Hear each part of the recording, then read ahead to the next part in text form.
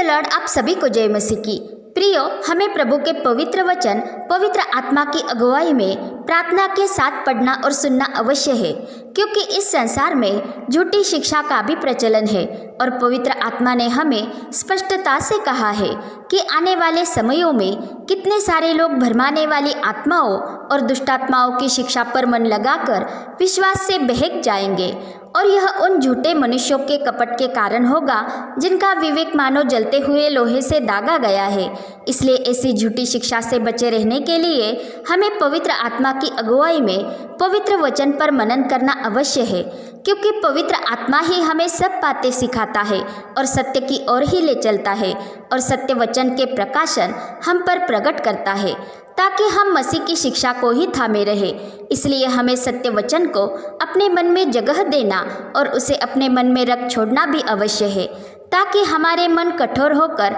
हमें अज्ञानता का प्रवेश न हो, जिस कारण हमारी बुद्धि अंधेरी न हो जाए, क्योंकि इससे हम परमेश्वर के जीवन से अलग हो जाते हैं।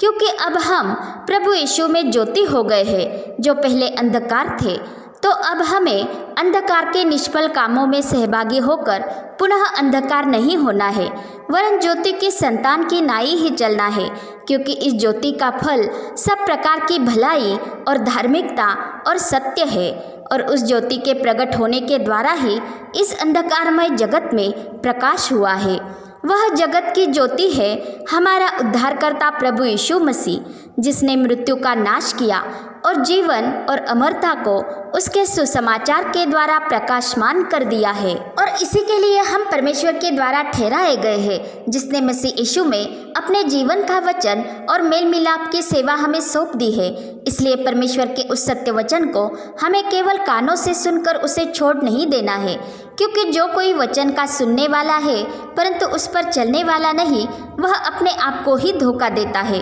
परंतु जो वचन ध्यान से सुनता है और सुनकर भूलता नहीं, पर वैसा ही उसके अनुसार काम करता है, वह अपने काम में आशीष पाता है। क्योंकि ऐसा व्यक्ति स्वतंत्रता की सिद्ध व्यवस्था पर ध्यान करता रहता है और अपने आप को परमेश्वर के अधीन कर देता है, जिस कारण उसकी भक्ति व्यर्थ नहीं ठहरती और वह सुभक्ति में जीवन बिताता है, चाहे उसे सताव का भी सामना क्यों न करना पड़े। परंतु वह अपने हृदय को धोखा नहीं देता और संसार की भ्रष्टता से अपने आप को निष्कलंक रख पाता है, क्योंकि परमेश्वर का सत्य वचन प्रभु यीशु मसीह आप ही है, जो जगत का उजियाला है, और वो ही हमारे पाँव के लिए दीपक और मार्ग में उजियाला है। इसलिए जो कोई उसके पीछे हो लेता है, अर्थात उसका अनुसरण करता है, वह अंधकार में न चलेगा वरन जीवन की ज्योति पाएगा। प्रभु यीशु मसीह परमेश्वर की रोटी है, जो स्वर्ग से उतरकर जगत को जीवन देती है। इसलिए जो उस रोटी में से खाता है वह सर्वदा जीवित रहेगा, क्योंकि उसमें अनंत जीवन है। अर्थात जो प्रभु यीशु मसीह के पास आकर उसके वचन विश्वास से ग्रहण करता है, वह कभी भी भूखा प्यासा न होगा। क्योंकि जब हम सत्य वचन पर किए गए विश्वास के साथ प्रभु यीशु मसीह के पास आते हैं, तो हम प्रभु यीशु के द्वारा वह जीवन का जल पाते हैं, जो हम में से ही एक सोता बन जाता है, जो अनंत जीवन के लिए उमड़ता रहेगा। और उसी के द्वारा हमारे हृदय में से जीवन के जल की नदियाँ बह निकलती है, और वह जीवन जल है पवित्र आत्मा, जो हमारे प्रभु यीशु मसीह पर किए गए विश्वास के द्वारा हमें प्राप्त होता है। इसलिए प्रभु यीशु ने झोपड़ियों के पर्व के अंतिम दिन, जो मुख्य दिन कहा जाता है, उस दिन पुकार कर कहा, यदि कोई प्यासा है तो मेरे पास आकर पिए। जो मुझ पर विश्वास करेगा, तो जैसा पवित्र शास्त्र में आया है, उसके हृदय में से जीवन के जल की नदियाँ बह निकलेगी। अर्थात प्रभु यीशु परमेश्वर के द्वारा प्रतिज्ञा किए हुए उस पवित्र आत्मा के विषय में ही कह रहा था,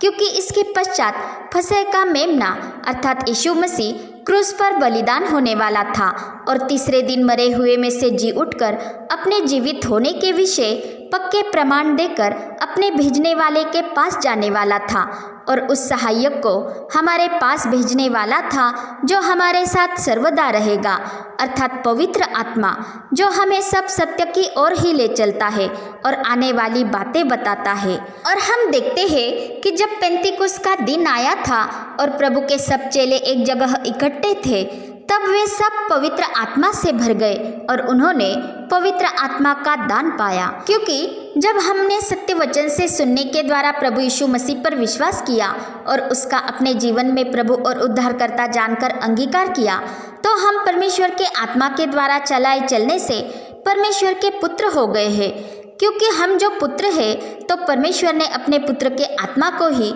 हमारे हृदय में भेजा है, जो उसे हे अब्बा हे पिता कहकर पुकारता है। इसलिए जो पवित्र आत्मा की अगुवाई में चलते हैं वे यीशु में बने रहते हैं, क्योंकि वचन कहता है कि जितने परमेश्वर के आत्मा के चलाए चलते हैं वे ही परमेश्वर के पुत्र हैं। और तब ही हम में से प्रभु के पवित्र वचन के सत्य प्रकाशन बहती नदियों के समान बह निकलेंगे, जो जीवन जल की नदियाँ है और उससे पीने वाला कभी भी प्यासा न होगा। इसलिए हमें प्रभु यीशु मसीह पर किए गए विश्वास और प्रेम के साथ उन सुवचनों को अपना आदर्श बना कर रखना है। यही हमारी अच्छी धरोहर है। और जब हम जो हम में बना है उस पवित्र आत्मा के द्वारा उस अच्छी धरोहर की रखवाली करें और उसी के अनुसार आचरण करें, तो ही हम प्रभु यीशु मसीह में बने रहकर पवित्र आत्मा का फल लाते हैं और हमारा फल बना रहता है। पिता परमेश्वर का प्रेम, प्रभु यीशु मसीह का अनुग्रह